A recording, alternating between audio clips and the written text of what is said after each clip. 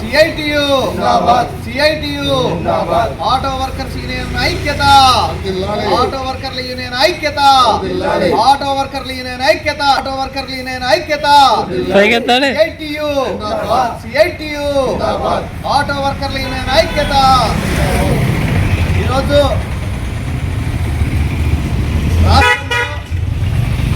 కేంద్ర రాష్ట్ర ప్రభుత్వాలు స్కీమ్ వర్కర్లకు మరి బడ్జెట్లో స్కీమ్ వర్కర్లకు కేటాయించిన నిధులు ఆటో కార్మికులకు ఏ విధంగా సరిపోవడం లేదని మరి ఈరోజు ఒకటే చెప్తున్నాం. ఈ స్కీమ్ వర్కర్ల విషయంలో రాష్ట్ర కేంద్ర ప్రభుత్వాలు తీసుకున్నటువంటి నిర్ణయాలు చాలా అమానుషంగా ఉన్నాయని ఈ సందర్భంగా సిఐటియుగా తెలియజేస్తున్నాం.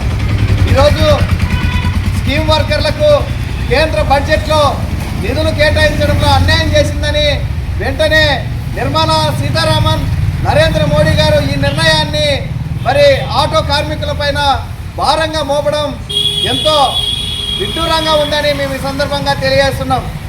ఈరోజు ఆటో కార్మికులకు వెసులుబాటు కల్పించాల్సినటువంటి ఆవశ్యకత ఎంతైనా ఉంది.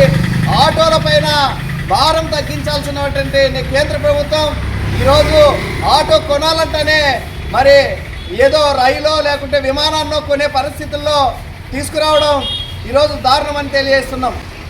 ఈరోజు ఆటో కొనాలంటే, ఆటో కార్మికుడు జీవనోపాధి కోసం ఆటో కొనాలంటే అతి తక్కువలోనే ఆటో కొనుగోలు చేసే విధంగా ఈ స్కీమ్ వర్కర్లకు వెసులుబాటు కల్పించాల్సినటువంటి ఆవశ్యకత ఎంతైనా ఉందని ఈ సందర్భంగా తెలియజేసుకుంటున్నాం. రాష్ట్ర కేంద్ర ప్రభుత్వాలు ఆటో కార్మికుల పైన, స్కీమ్ వర్కర్ల పైన తీసుకోవాల్సినటువంటి ఈ నిర్ణయాన్ని మేము ఖండిస్తున్నాం. ఈరోజు పత్తికొండలోనే మనం గమనిస్తే పత్తికొండ పట్టణంలో రోడ్డు వెడల్పి కార్యక్రమాన్ని చేపట్టకుండా ఆటో కార్మికుల పైన మరి ఈరోజు తీసుకుంటున్నటువంటి నిర్ణయాలు ఏమాత్రం సమంజసమని అడుగుతున్నాం. ఆటో కార్మికుల పైన వేస్తున్నటువంటి చలానాలు ఈరోజు గమనిస్తే ఒక ఆటో అడ్డంగా ఉందని, రోడ్డుకు అడ్డంగా ఉందని 2000, 3000, 5000, 10,000 వేస్తున్నటువంటి ఈ అధికారులు వెంటనే ఆటో కార్మికుల జీవనోపాధిని మీరు వాళ్ళ ఇళ్లకు పోయి చూడాలని మేము ఈ సందర్భంగా తెలియజేస్తున్నాం. అధికారులకు కనీసం కనికరం కూడా లేకుండా చలానాల పేరుతో ఆటో కార్మికులను ఇబ్బంది పెట్టడం ఎంతవరకు సమంజసమని అడుగుతున్నాం.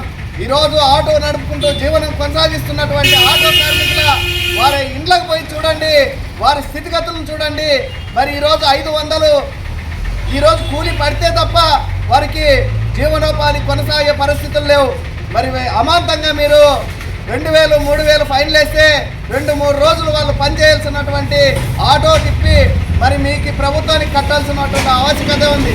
దీని పైన అధికారుల ఒత్తిడుల వల్ల మరి ఆ ఒత్తిడుల వల్ల ఇక్కడ చలానాలు వేసి ప్రభుత్వానికి నిధులు సేకరిస్తున్నారని, ఆ నిధులను ఆటో కార్మికులే కనిపించినారా?